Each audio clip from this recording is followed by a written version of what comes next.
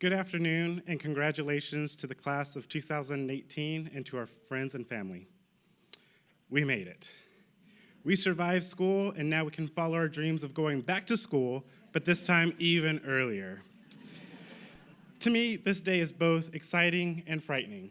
Exciting because we will finally be the leaders of our own classrooms, and frightening because we will be the ones leading our own classrooms. From now on, when an adult is needed, we're the adult students are looking for. At night, you might be searching the internet for that hot new meme or watching a never-ending loop of the road work ahead. Yeah, I sure hope it does, Vine. But during the day, we're the ones that need to stay calm and find a solution to whatever our students can and will throw at us. I know, that's a terrifying thought. But I have faith in us. The great educators that we look up to and respect so much were once in the same position, and they made it through. I know times have changed from when they started teaching, but the passion that we have for this amazing profession remains the same. The great thing about education is that there's not one right way to teach. We can make it our own, our students, or whatever we need to make it so that it can make it through our circumstances. The thing that I love about our class is that we are going to fight for our students' needs and our needs. We are not going to sit by and let others determine what education is or how it should be done. We're the ones that are going to determine that. We're not only going to be the voice for our students, but teach our students how to be their own voices. As I look out at all of you, I see a group of leaders that will create new leaders. The night before my full-time student teaching semester, I sat on the edge of my bed crying.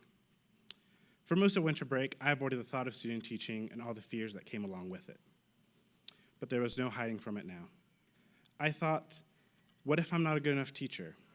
What if I find out that teaching is not for me? What if my students hate me? What if I mess up? So many what ifs, going back to the simple question of, what if I fail? As a teacher, I want to teach my students that it is okay to be afraid to fail, but that fear should not stop them from pursuing their passions. I want to teach them how to take that fear and use it to their advantage. And I hope all my fellow colleagues, all of you, will do so as well. Now, looking back at my time as a student teacher, there are many things I wish I had known prior to that semester, and many things I wish I had known prior to making the mistakes that I made. But overall, I look back and I believe I succeeded. I may not have been the perfect student teacher, but I learned so much from my mistakes. Out of everything I learned, the most important thing was something my cooperating teacher told me on the first day. She said, "You need to remember, you're the top 10%. Most of these students are not."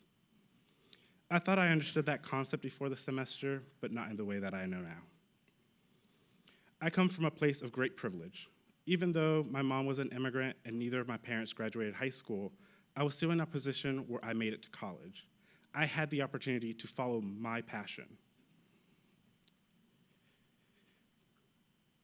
I know each and every one of you has their own experiences and backgrounds, but we need to remember that our students do too. So next time a student acts out, let's be patient and remember that their lives may be falling apart. When a student doesn't do their homework for the 4th time that week, let's remember that there might be more important things on their minds, like supporting their families. Whenever a student doesn't do something that we believe to be so simple, let's remember that their life circumstances is making that simple thing impossible.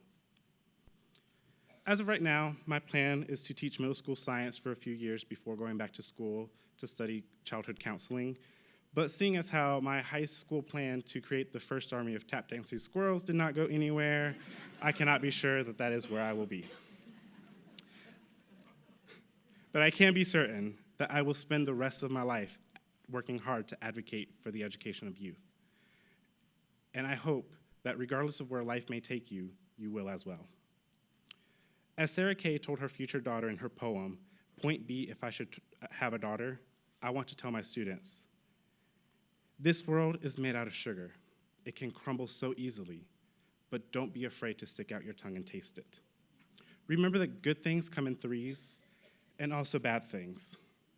Always apologize when you've done something wrong, but don't you ever apologize for the way your eyes refuse to stop shining. Your voice may be small, but never stop singing. Now when I sit on the edge of my bed the night before I start my first year of teaching, I will not be crying in fear, but instead will be excited because I know I get to determine what education looks like. I urge all of us to remember that even though we are one person out of many, the impact we have on the world is great. We need to take a stand when a stand needs to be taken, because our students would not only be listening to us, they will be watching, and our actions would teach them just as much, if not more, than our words will. Thank you, and congratulations to the class of 2018.